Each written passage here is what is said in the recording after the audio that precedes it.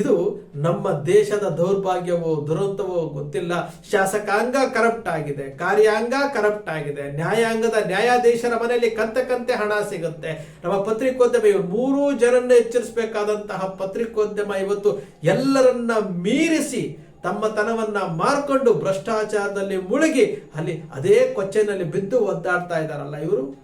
ಅದೇ ಕೊಚ್ಚೆಯಲ್ಲಿ ಬಿದ್ದು ಒದ್ದಾಡ್ತಾ ಇದ್ದಾರಲ್ಲ ಇವರು. ಇವ್ರಿಗೆ ಸ್ವಲ್ಪನಾದ್ರೂ ಆತ್ಮಸಾಕ್ಷಿ ಮನಸ್ಸಾಕ್ಷಿ ಅನ್ನೋದಿದ್ರೆ ತಮಗೆ ತಾವೇ ಆತ್ಮಾವಲೋಕನ ಮಾಡ್ಕೊಳ್ತಾರೆ, ಪ್ರಾಯಶ್ಚಿತ್ತ ಮಾಡ್ಕೊಳ್ತಾರೆ, ಪಶ್ಚಾತ್ತಾಪ ಪಡ್ತಾರೆ, ಆ ಹೆಣ್ಣು ಮಗಳಿಗೆ ನ್ಯಾಯ ಕೊಡಿಸ್ತಾರೆ. ಸ್ನೇಹಿತರೆ, ನಿಮ್ಮ ಅಕ್ಷರ ಮೀಡಿಯಾ ನೀವು ಎಷ್ಟೇ ದನಿಯನ್ನ ಅಡಗಿಸ್ಲಿಕ್ಕೆ ಹೋದ್ರೂ ಸಹ ನಿಮ್ಮ ಅಕ್ಷರ ಮೀಡಿಯಾ ಪದೇ ಪದೇ ಪದೇ ಬೇರೆ ರೂಪದಲ್ಲಿ ಬರ್ತಾನೆ ಇರುತ್ತೆ, ದನಿ ಎತ್ತತಾನೆ ಇರುತ್ತೆ. ಇದು ನನ್ನ ಕರ್ತವ್ಯ, ಇದು ಪತ್ರಕರ್ತನಾಗಿ ನನ್ನ ಕರ್ತವ್ಯ. ನಿಮ್ಮ ಅಕ್ಷರ ಮೀಡಿಯಾ ಸೃಷ್ಟಿ ಮಾಡೋದಿಲ್ಲ, ಕಲ್ಪನೆ ಮಾಡೋದಿಲ್ಲ, ವಾಸ್ತವದ ವಿಚಾರವನ್ನು ವಿಶ್ಲೇಷಣೆ ಮಾಡುತ್ತೆ. ನಿಮ್ಮ ಅಕ್ಷರ ಮೀಡಿಯಾದ ವಿಶ್ಲೇಷಣೆ ನಿಮ್ಗೆ ಇಷ್ಟ ಆಯ್ತು ಅಂದ್ರೆ ಸಬ್ಸ್ಕ್ರೈಬ್ ಆಗಲಿಲ್ಲ ಅಂದ್ರೆ ಸಬ್ಸ್ಕ್ರೈಬ್ ಮಾಡ್ಕೊಳ್ಳಿ, ಪಕ್ಕದಲ್ಲಿ ಕಾಣುವಂತ ಬೆಲ್ ಐಕಾನ್ ಪ್ರೆಸ್ ಮಾಡಿ, ಶೇರ್ ಮಾಡಿ, ಪ್ರೋತ್ಸಾಹ ನೀಡಿ.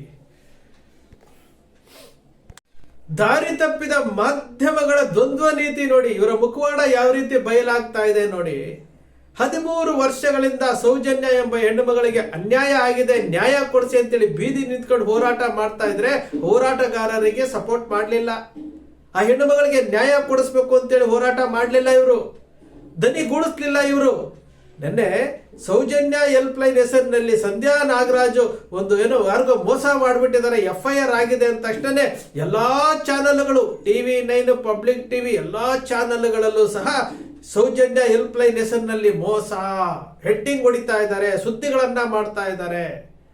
ಅರೆ, ಆ ಹೆಣ್ಣು ಮಗಳ ಹೆಸರಿನಲ್ಲಿ ಅನ್ಯಾಯ ಆಗಿದೆ ಅಂತೇಳಿ ಬೀದಿಗಿಳಿದು ಹೋರಾಟ ಮಾಡ್ಬೇಕಾದ್ರೆ ನಿಮಗೆ ಕಿವಿ ಕೇಳಲೇ ಇಲ್ವಲ್ಲಪ್ಪ?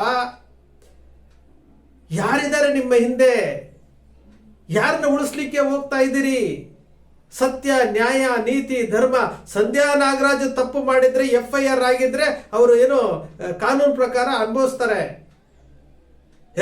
ಸೌಜನ್ಯ ಹೆಲ್ಪ್ ಲೈನ್ ಹೆಸರು ಬಂದ ತಕ್ಷಣ ನಿಮ್ಗೆ ಕಿವಿ ನಿಮಿರ್ಬಿಡ್ತು, ಹೋರಾಟಗಾರರು ಇರ್ಲಿ ಹಳ್ಳಕ್ಕೆ ಬಿದ್ರು ಅಂತೇಳಿ ಹೋಗ್ತಾ ಇದ್ದೀರಲ್ಲ. ಸಮೀರ್ ಮಾಡಿದಂತಹ ವಿಚಾರಗಳಿಗೂ ಸಹ ನೀವು ಬೊಬ್ಬರಿಸಿ ರಿಪಬ್ಲಿಕ್ ಕನ್ನಡದಲ್ಲಿ ಸ್ಟೋರಿ ಮಾಡಿ ಓಡೋದಂತಾರಲ್ಲ ನೀವು. ಯಾಕೆ ಆ ಹೆಣ್ಣು ಮಗಳಿಗೆ ನ್ಯಾಯ ಕೊಡಿಸ್ಬೇಕು ಅಂತ ಯಾವತ್ತಾದ್ರೂ ಅನ್ನಿಸ್ತಾ ನಿಮಗೆ? ಹೋರಾಟಗಾರರು ಇವತ್ತು ಬೀದಿಗಿಳಿದು ಹೋರಾಟ ಮಾಡ್ಬೇಕಾದ್ರೆ ಅದ ಧ್ವನಿ ಅಡಗಿಸೋದಕ್ಕೆ ಕೋರ್ಟ್ಗೆ ಹೋಗಿ ಸ್ಟೇಗಳನ್ನ ತಗೊಂಡ್ಬರ್ತಾ ಇದ್ದಾರೆ, ಯೂಟ್ಯೂಬ್ ಚಾನೆಲ್ಗಳನ್ನ ಬಂದ್ ಮಾಡಿಸ್ತಾ ಇದ್ದಾರೆ, ಧ್ವನಿಯನ್ನ ಅಡಗಿಸ್ತಾ ಇದ್ದಾರಲ್ಲ.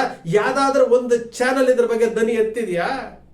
ಎತ್ತಾ ಇಲ್ಲ. ಯಾಕೆಂದ್ರೆ ನಿಮಗೆ ನೀವು ಮಾರ್ಕೊಳ್ಬಿಟ್ಟಿದ್ದೀರಿ, ನಿಮ್ಮ ತನವನ್ನ ನೀವು ಮಾರ್ಕೊಂಡು ಬಹಳ ದಿವಸ ಆಗೋಗಿದೆ. ಮೌಲ್ಯಗಳನ್ನ ಹರಾಜಿಗೆ ಇಟ್ಬಿಟ್ಟಿದ್ದೀರಿ, ನೈತಿಕತೆಯನ್ನ ಮಾರಾಟಕ್ಕೆ ಇಟ್ಬಿಟ್ಟಿದ್ದೀರಿ. ಒಬ್ಬ ಹೆಣ್ಣು ಮಗಳಿಗೆ ನ್ಯಾಯ ಕೊಡಿಸ್ಲಿಕ್ಕಾಗದಂತಹ ನಿಶಕ್ತರಾಗಿ ಇವತ್ತು ಮಾಧ್ಯಮಗಳು ನಾವು ಸಹ ಜೀವಂತ ಶವಗಳಾಗಿ ಜೀವನ ಮಾಡ್ತಾ ಇದೀವಿ ಅಂತೇಳಿ ಜಗತ್ತಿಗೆ ತೋರ್ಪಡಿಸ್ತಾ ಇದ್ರಿ ನೀವು. ಸಂಧ್ಯಾ ನಾಗರಾಜ್ ಸೌಜನ್ಯ ಹೆಲ್ಪ್ ಲೈನ್ ಇಲ್ದ ಹೋಗಿದ್ರೆ ಸಂಧ್ಯಾ ನಾಗರಾಜ್ ಅವರ FIR ಹೊರಗಡೆ ಬರ್ತಿತ್ತ? ಅಂದ್ರೆ ಸೌಜನ್ಯ ಪರವಾಗಿ ಯಾರು ಹೋರಾಟ ಮಾಡ್ತಾ ಇದ್ದಾರೋ ಅವರ ವಿಚಾರದಲ್ಲಿ ಏನಾದ್ರೂ ತಪ್ಪು ಸಿಕ್ಕಿದ ತಕ್ಷಣನೇ ನೀವು ಹೆಡ್ಲೈನ್ ಹಾಕ್ತೀರಿ, ಸ್ಪೆಷಲ್ ನ್ಯೂಸ್ ಕೊಡ್ತೀರಿ, ಬ್ರೇಕಿಂಗ್ ನ್ಯೂಸ್ ಕೊಡ್ತೀರಿ, ಎಲ್ಲವನ್ನೂ ಕೊಡ್ತೀರಿ. ಅದೇ ಹೋರಾಟ ಮಾಡ್ತಾ ಇದ್ದಾರೆ, ದನಿ ಎತ್ತುತ್ತಾ ಇದ್ದಾರೆ.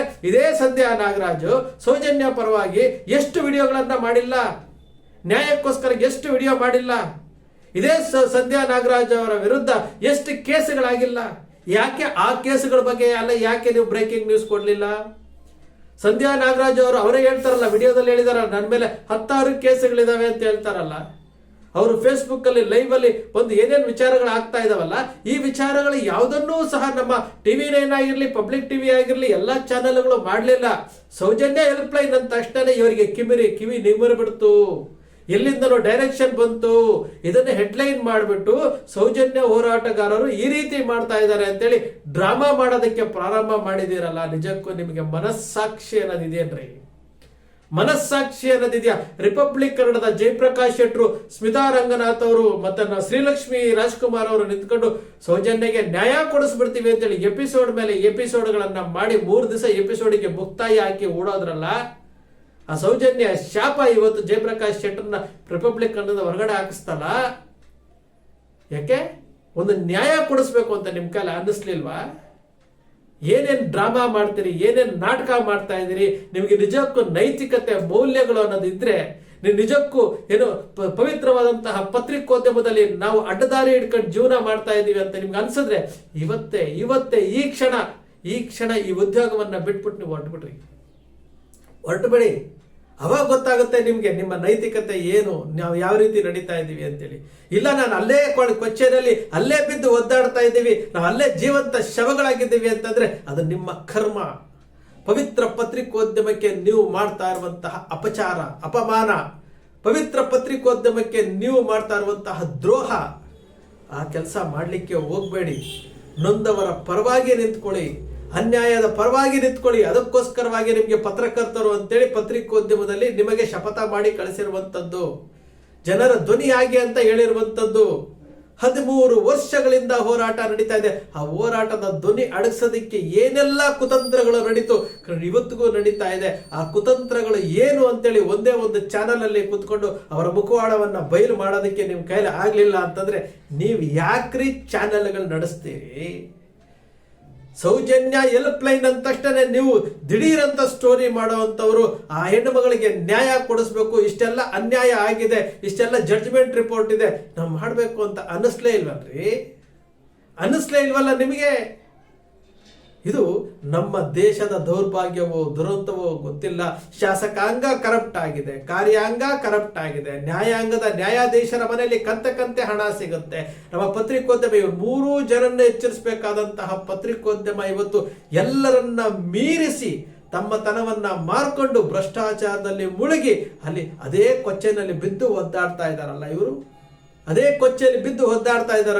ಇವ್ರಿಗೆ ಸ್ವಲ್ಪನಾದ್ರೂ ಆತ್ಮಸಾಕ್ಷಿ ಮನಸ್ಸಾಕ್ಷಿ ಅನ್ನೋದಿದ್ರೆ ತಮಗೆ ತಾವೇ ಆತ್ಮಾವಲೋಕನ ಮಾಡ್ಕೊಳ್ತಾರೆ, ಪ್ರಾಯಶ್ಚಿತ್ತ ಮಾಡ್ಕೊಳ್ತಾರೆ, ಪಶ್ಚಾತ್ತಾಪ ಪಡ್ತಾರೆ, ಆ ಹೆಣ್ಣು ಮಗಳಿಗೆ ನ್ಯಾಯ ಕೊಡಿಸ್ತಾರೆ. ಸ್ನೇಹಿತರೆ, ನಿಮ್ಮ ಅಕ್ಷರ ಮೀಡಿಯಾ ನೀವು ಎಷ್ಟೇ ದನಿಯನ್ನ ಅಡಗಿಸ್ಲಿಕ್ಕೆ ಹೋದ್ರೂ ಸಹ ನಿಮ್ಮ ಅಕ್ಷರ ಮೀಡಿಯಾ ಪದೇ ಬೇರೆ ರೂಪದಲ್ಲಿ ಬರ್ತಾನೆ ಇರುತ್ತೆ, ದನಿ ಎತ್ತತಾನೆ ಇರುತ್ತೆ. ಇದು ನನ್ನ ಕರ್ತವ್ಯ, ಇದು ಪತ್ರಕರ್ತನಾಗಿ ನನ್ನ ಕರ್ತವ್ಯ, ಅದು ನಿಮ್ಮ ಕರ್ಮ. ಪವಿತ್ರ ಪತ್ರಿಕೋದ್ಯಮಕ್ಕೆ ನೀವು ಮಾಡ್ತಾ ಇರುವಂತಹ ಅಪಚಾರ, ಅಪಮಾನ, ಪವಿತ್ರ ಪತ್ರಿಕೋದ್ಯಮಕ್ಕೆ ನೀವು ಮಾಡ್ತಾ ಇರುವಂತಹ ದ್ರೋಹ, ಆ ಕೆಲಸ ಮಾಡಲಿಕ್ಕೆ ಹೋಗ್ಬೇಡಿ. ನೊಂದವರ ಪರವಾಗಿ ನಿಂತ್ಕೊಳ್ಳಿ, ಅನ್ಯಾಯದ ಪರವಾಗಿ ನಿಂತ್ಕೊಳ್ಳಿ. ಅದಕ್ಕೋಸ್ಕರವಾಗಿ ನಿಮಗೆ ಪತ್ರಕರ್ತರು ಅಂತೇಳಿ ಪತ್ರಿಕೋದ್ಯಮದಲ್ಲಿ ನಿಮಗೆ ಶಪಥ ಮಾಡಿ ಕಳಿಸಿರುವಂಥದ್ದು, ಜನರ ಧ್ವನಿಯಾಗಿ ಅಂತ ಹೇಳಿರುವಂಥದ್ದು. 13 ವರ್ಷಗಳಿಂದ ಹೋರಾಟ ನಡೀತಾ ಇದೆ. ಆ ಹೋರಾಟದ ಧ್ವನಿ ಅಡಗಿಸೋದಕ್ಕೆ ಏನೆಲ್ಲ ಕುತಂತ್ರಗಳು ನಡೀತು, ಇವತ್ತಿಗೂ ನಡೀತಾ ಇದೆ. ಆ ಕುತಂತ್ರಗಳು ಏನು ಅಂತೇಳಿ ಒಂದೇ ಒಂದು ಚಾನಲ್ ಅಲ್ಲಿ ಕುತ್ಕೊಂಡು ಅವರ ಮುಖವಾಡವನ್ನ ಬಯಲು ಮಾಡೋದಕ್ಕೆ ನಿಮ್ ಕೈಲಿ ಆಗ್ಲಿಲ್ಲ ಅಂತಂದ್ರೆ ನೀವು ಯಾಕ್ರಿ ಚಾನೆಲ್ಗಳು ನಡೆಸ್ತೀರಿ? ಸೌಜನ್ಯ ಹೆಲ್ಪ್ ಲೈನ್ ಅಂತ ತಕ್ಷಣ ನೀವು ದಿಢೀರಂತ ಸ್ಟೋರಿ ಮಾಡುವಂತವ್ರು ಆ ಹೆಣ್ಣು ಮಗಳಿಗೆ ನ್ಯಾಯ ಕೊಡಿಸ್ಬೇಕು, ಇಷ್ಟೆಲ್ಲ ಅನ್ಯಾಯ ಆಗಿದೆ, ಇಷ್ಟೆಲ್ಲ ಜಡ್ಜ್ಮೆಂಟ್ ರಿಪೋರ್ಟ್ ಇದೆ, ನಾವು ಮಾಡಬೇಕು ಅಂತ ಅನ್ನಿಸ್ಲೇ ಇಲ್ವಲ್ಲ ನಿಮಗೆ? ಇದು ನಮ್ಮ ದೇಶದ ದೌರ್ಭಾಗ್ಯವೋ ದುರಂತವೋ ಗೊತ್ತಿಲ್ಲ.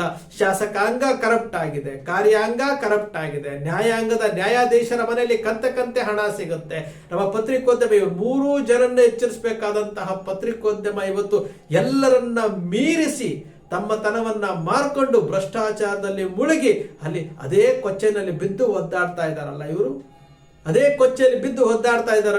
ಇವ್ರಿಗೆ ಸ್ವಲ್ಪನಾದ್ರೂ ಆತ್ಮಸಾಕ್ಷಿ ಮನಸ್ಸಾಕ್ಷಿ ಅನ್ನೋದಿದ್ರೆ ತಮಗೆ ತಾವೇ ಆತ್ಮಾವಲೋಕನ ಮಾಡ್ಕೊಳ್ತಾರೆ, ಪ್ರಾಯಶ್ಚಿತ್ತ ಮಾಡ್ಕೊಳ್ತಾರೆ, ಪಶ್ಚಾತ್ತಾಪ ಪಡ್ತಾರೆ, ಆ ಹೆಣ್ಣು ಮಗಳಿಗೆ ನ್ಯಾಯ ಕೊಡಿಸ್ತಾರೆ. ಸ್ನೇಹಿತರೆ, ನಿಮ್ಮ ಅಕ್ಷರ ಮೀಡಿಯಾ ನೀವು ಎಷ್ಟೇ ದನಿಯನ್ನ ಅಡಗಿಸ್ಲಿಕ್ಕೆ ಹೋದ್ರೂ ಸಹ ನಿಮ್ಮ ಅಕ್ಷರ ಮೀಡಿಯಾ ಪದೇ ಬೇರೆ ರೂಪದಲ್ಲಿ ಬರ್ತಾನೆ ಇರುತ್ತೆ, ದನಿ ಎತ್ತತಾನೆ ಇರುತ್ತೆ. ಇದು ನನ್ನ ಕರ್ತವ್ಯ, ಇದು ಪತ್ರಕರ್ತನಾಗಿ ನನ್ನ ಕರ್ತವ್ಯ. ನಿಮ್ಮ ಅಕ್ಷರ ಮೀಡಿಯಾ ಸೃಷ್ಟಿ ಮಾಡೋದಿಲ್ಲ, ಕಲ್ಪನೆ ಮಾಡೋದಿಲ್ಲ, ವಾಸ್ತವದ ವಿಚಾರವನ್ನು ವಿಶ್ಲೇಷಣೆ ಮಾಡುತ್ತೆ. ನಿಮ್ಮ ಅಕ್ಷರ ಮೀಡಿಯಾದ ವಿಶ್ಲೇಷಣೆ ನಿಮ್ಗೆ ಇಷ್ಟ ಆಯ್ತು ಅಂದ್ರೆ ಸಬ್ಸ್ಕ್ರೈಬ್ ಆಗಲಿಲ್ಲ ಅಂದ್ರೆ ಸಬ್ಸ್ಕ್ರೈಬ್ ಮಾಡ್ಕೊಳ್ಳಿ, ಪಕ್ಕದಲ್ಲಿ ಕಾಣುವಂತ ಬೆಲ್ ಐಕಾನ್ ಪ್ರೆಸ್ ಮಾಡಿ, ಶೇರ್ ಮಾಡಿ, ಪ್ರೋತ್ಸಾಹ ನೀಡಿ.